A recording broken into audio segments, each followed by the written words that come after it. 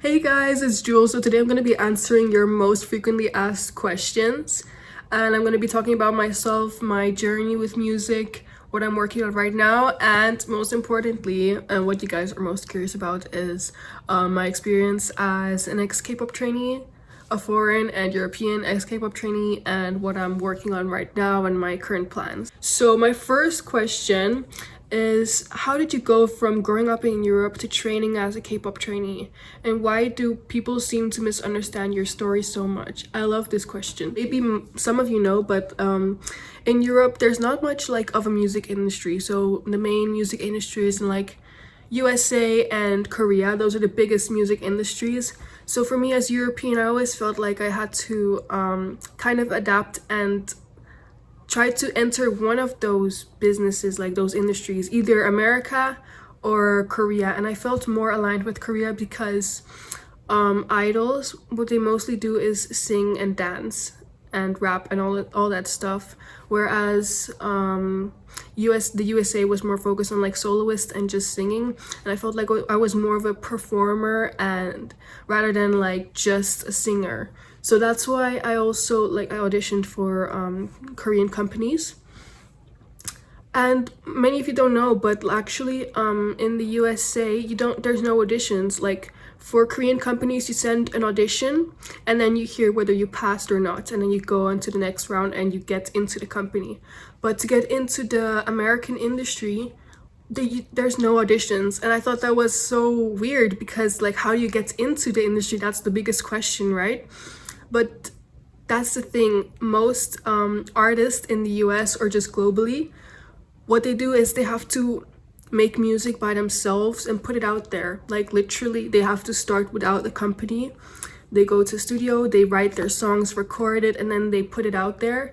And then once these companies see that you have written songs and you're popular online and have created your fan base, that's when they reach out. So it's kind of like, it's really hard because the US kind of expects you to do everything yourself, and then they add onto that, whereas Korean companies, they kind of take younger people and train them to become an artist. It's more like, I wanted to go for K-pop because it was more of a like direct path, whereas the US, it's very like unstable as in like, you don't know what is gonna get you signed by a company, if you know what I mean.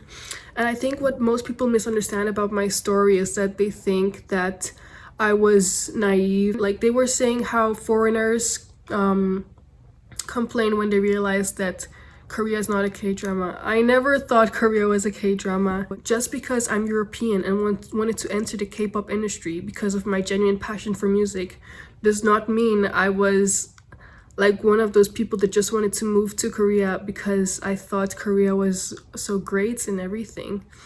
It was because I had genuine passion for music, and there's no real industry where I live. Really fair that if you hear another like Asian, I don't know, even like Japanese or Thai people that are not specifically from Korea, people will kind of accept that because they're Asian, but then they see a foreigner like me and they assume that we don't know what the K-pop industry is about, but that's not true. So what was the trainee life like actually behind the scenes? So I don't know if you guys know, but I was both I was mostly an online trainee, and some of you might think like, what is that? So basically, because I had my last year of high school, I couldn't really move to Korea. I had my in-person audition and I did some training there, but then I had to move back and complete my education because I had my final exams and I could only complete it there.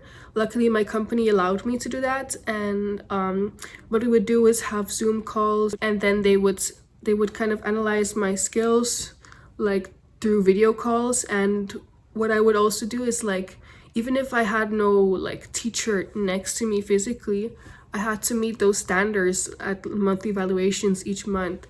And I think being an online trainee was actually more difficult because I had to make sure that I reached those standards that they wanted, because they were still evaluating me each month and I didn't physically have a teacher to help me if I didn't understand. It was like, I had to get my own teachers, like around, I had like a vocal teacher and stuff, but mostly for dance, I had to do everything myself and just make sure I would practice enough so that I could reach those standards, because if you don't reach those standards as a trainee, even if you're doing it online, in a rare case like mine, you still have those same standards, and it's really hard. Like, I had to split both time for my school because I was having final exams and graduating, and I had to train as well. So I mean, a lot of people do know that trainee life is difficult, and that it's not what most people expect, like the amount of hours you have to put in. I think the main thing that most people don't actually understand is that we all think that if you're a trainee and you work hard, that you'll debut, but sometimes you debuting or you being dropped by your company does not always depend on you or your skills. You could actually be improving each month, but there could be factors outside of your control that could affect whether you get to debut or whether your company decides to eliminate you. So the next question is, did being foreign ever feel like an advantage, or was it mostly a disadvantage? So I think that being foreign was both an advantage and a disadvantage. I think that they kind of appreciated that I had a lot of languages. So that's more like a global, like, gives me a global factor, global advantage. But I didn't speak Korean. Like, I could understand and like I knew basic Korean, but not enough to actually like speak with people and stuff like that. So I felt like yeah, it was hard because I was going into K-pop where you're singing in Korean and everything around you is in Korean. So it felt like if I really wanted to stay there, like I had to put in the effort to learn Korean because that was really important. But also sometimes, like, being a foreigner, like, you feel a little bit more different, like, because I'm European, so it's like more rare and you're kind of not used to it. So sometimes you feel like, I don't know, is it weird that I'm doing this? But yeah. So the next question is, why did you get dropped, and was it actually about your talent? So actually being dropped came as a shock to me because my company was giving me monthly evaluations and they said that they were really impressed by my growth. So I was growing a lot over the past year. But then suddenly, as the decision came for me to move to Korea after I finally finished my final exams, they decided not to continue with me because they sent a videotape of me to a survival show program that was like not from my company but from another company. So they wanted to send me to a survival show, and they said that I didn't pass the audition for the survival show, so then they decided not to continue with me. So that's basically the reason I didn't that's basically the reason I got dropped. And yeah. How did getting dropped affect you mentally and emotionally? I mean, when I first saw that message, I was like, it was like a nightmare. Like, honestly, I don't know. I felt like I was putting hard work into both my studies and music, and I felt like all those hours, like I felt like they just went to nowhere.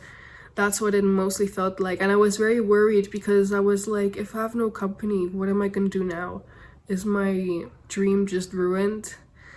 So I thought a lot about it because I also didn't apply to university because it was kind of like sure that I would go and stay with my company, but in the end this was a final like unexpected decision. So I was like, I have no company, I have no university, what am I gonna do? So the first month was really hard. It took a while. Now I don't really think about it that much, like, because I know I'm busy with other stuff and I know that this company is not the only way that I can do music. But yeah, I think it takes a while because it's more like the disappointment of you realizing your hard work not paying off and that you were dropped for a reason out of your control. But I do think it made me stronger and made me want to achieve this dream even more because I know how much work I put in that past year during my final exams, like during that last year of high school, I know how much effort I put in, that I do not want like that effort to go to waste. So that's why now I'm more like I must, like I will, like yes or yes, I will succeed in music and find a way to make this work, because I worked so hard for myself that I'm never letting this. You should just try to use that as fuel and more like to make you stronger to want this dream more, because there's so many obstacles. So yeah, did you ever think about quitting music after that? So yes, I did, but not as in a serious way. Like it was more like I didn't know how to continue doing music. So I did research and I actually found out how I can continue doing music, which is basically the independent way. So you don't need a company to release your music. You can write your music on your own. You can actually do this without a company. You don't need anyone to give you permission to enter this industry. You can literally write a song. You have your laptop, you can buy a mic, you can write your music and release it and put it on Spotify with all these platforms like TikTok, Instagram, YouTube right now, and those like Spotify and SoundCloud, wherever you can release your music. And you never know where that will go. Just continue doing that. And I think that's what made me realize, like, I don't need permission from someone else for me to achieve my dream. I can use my hard work and like start something on my own. I don't need a company to give me permission on my dream. You said you were going to go solo. What did you mean by that? So by going solo, I meant that I'm currently working on writing songs, like lyrics, producing. I'm working on all those skills. I'm also like kind of focusing on developing my skills fully before I release songs. And apart from that, I also have something else planned. So another question is, what are you working on right now? This is something behind the scenes. I can't really directly say, but I'm working on something really exciting with other people around me who are sharing the same dream and passion.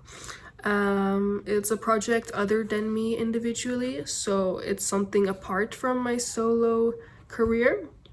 Why can't you share everything yet?